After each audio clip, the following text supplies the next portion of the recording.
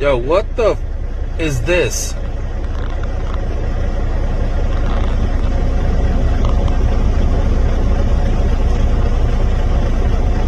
Bro. Bro, what the?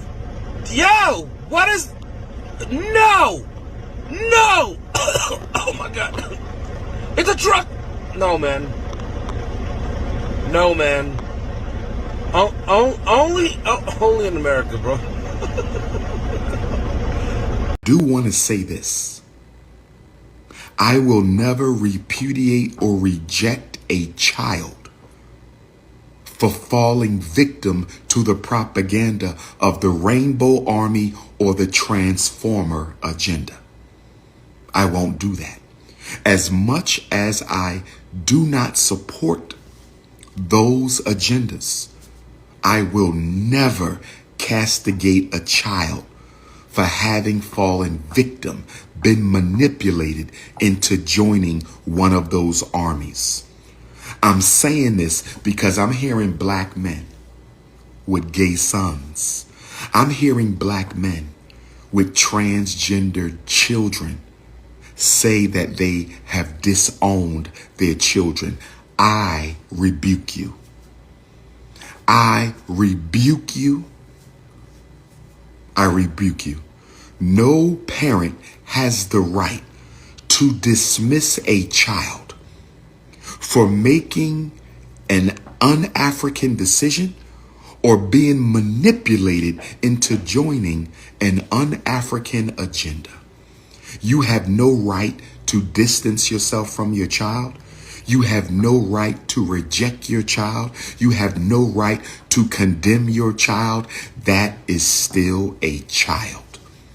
That is still a child. That is still your child. And guess what?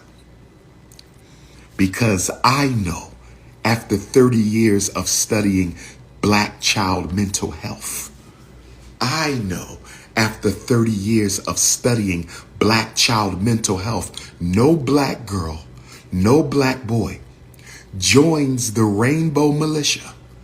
There's no black boy or no black girl who will join the Rainbow Militia if they did not have identity issues, self-esteem issues, or sexual issues that are rooted in their family of origin.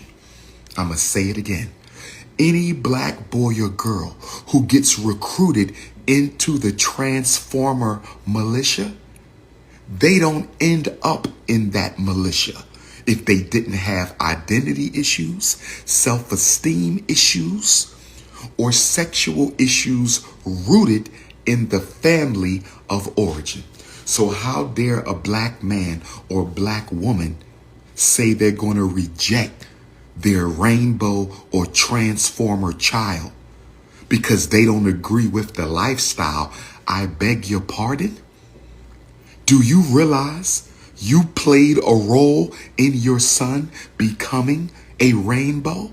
Do you realize you played a role in your daughter becoming a transformer? Maybe if you didn't emotionally abuse your daughter, she may have never considered transforming. Maybe if you didn't emotionally abuse your son, he would have never felt he needed the love of another man. Maybe if you didn't abandon your children for another relationship, maybe if you spent more time with your children than your homies or your girlfriends, they would have never been left around mentally ill adults who would sexually abuse and molest them, sowing the seeds for later life recruitment into those armies and militias. Brothers and sisters, don't ever turn your back on an African child. Don't ever turn your back on an African child. I have two beautiful daughters. God forbid, ancestors forbid, they get drafted into the Rainbow Army, the Snow Puppy Army, or the Transformer Army. But if that happened, I'm not repudiating my child. They're going to know I don't agree. They're going to know I don't agree. But I'm not rejecting them and dismissing them from my life, not at all. Because I have to look for the role that I played intentionally or accidentally in the creation of the circumstances that allowed my two beautiful children to become a victim of the rainbow militia, the transformer militia, or the snow puppy militia. Stop throwing your children away. Just because they made a wrong turn don't mean they can't make a right turn a little bit later. Just because your child made a wrong turn today doesn't mean they can't make the right turn tomorrow. People walk into those communities and people walk out of those communities. But I want you to know one thing for sure and two things for certain. If your son or daughter is a rainbow or a transformer, if your son or daughter is a rainbow or a transformer, you played a role in it.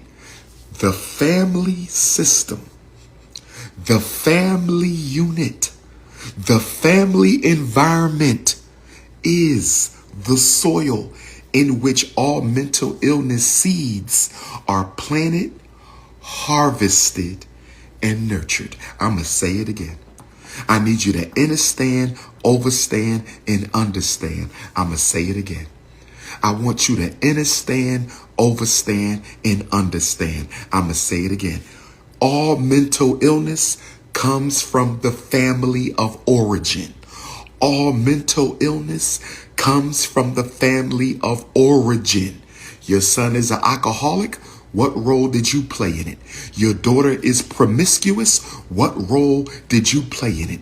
Your grandson has low self-esteem. What role did you play in it? Your granddaughter has bulimia or a related eating disorder. What did you do to make that black girl think she was so unattractive that she had to go on an eating binge or starve herself almost to death to look better than what she looks now? What did you do, Grandma, to mess with your grandbaby's self-esteem that she's now a bulimic? She's now a purger of food. She's now starving herself to fit in some little underwear because you made her feel her natural African curves were so unattractive. Don't talk to me about dismissing no children. Don't talk to me. Your son is a pedophile. Your 15-year-old is touching little kids. Your 10-year-old is touching little kids. Well, do you think he just woke up doing that? Do you think he had a dream and the demons possessed him to start touching little kids in the neighborhood? Either he was touched or he experienced emotional abandonment, so he forced himself on a child who could not refuse his emotional advances. Every problem comes from the family. It comes from your immediate family. It comes from your extended family. It comes from your neighborhood family. And although I am anti-transformer, don't get me wrong, I grew up watching the Transformers, Optimus Prime, Bumblebee. I like the Constructicons, the Decepticons. I like the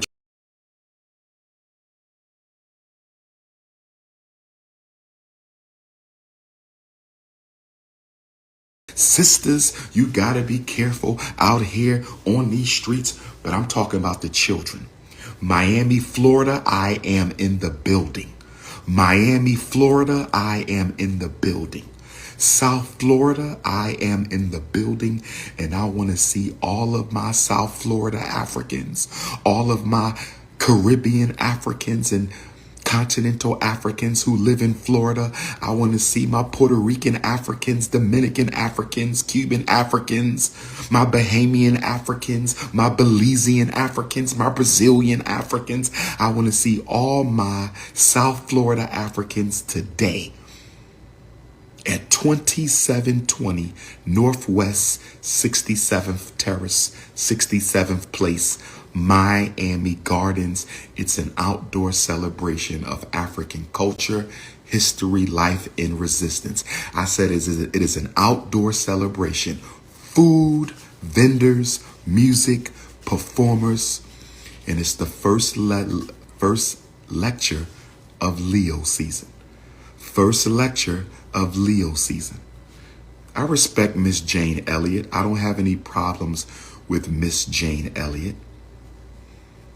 But there's nothing she's teaching I didn't already teach you. There's nothing she's teaching that I didn't already teach you. The problem with you 21st century Negropeans, the problem with you 21st century Negropeans, the problem with you 21st century Negropeans, you don't listen until a white person tells you. Somebody sent me an article the other day.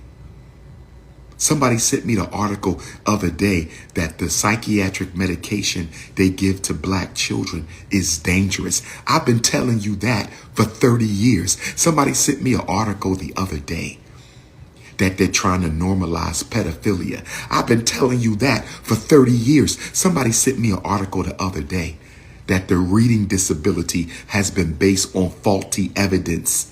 I've been telling you that for 30 years, but you're acting like it's new information because the Caucasian is bringing it to you. Brothers and sisters, this is Intercontinental Ifa Tunde coming to you live from Miami Gardens, Florida. Coming to you live from Miami Gardens, Florida. I'm coming to you live from Miami Gardens, Florida. Come on out today. The event is being sponsored by the Direct Descendants of Africans Enslaved in America organization. I said the event today in Miami Gardens from 12 until 6 outdoors in the sun is being sponsored by the Direct Descendants of Africans Enslaved in America. Come on out and support them. Free event, no excuses, food, vendors, music, games, and of course, King Kong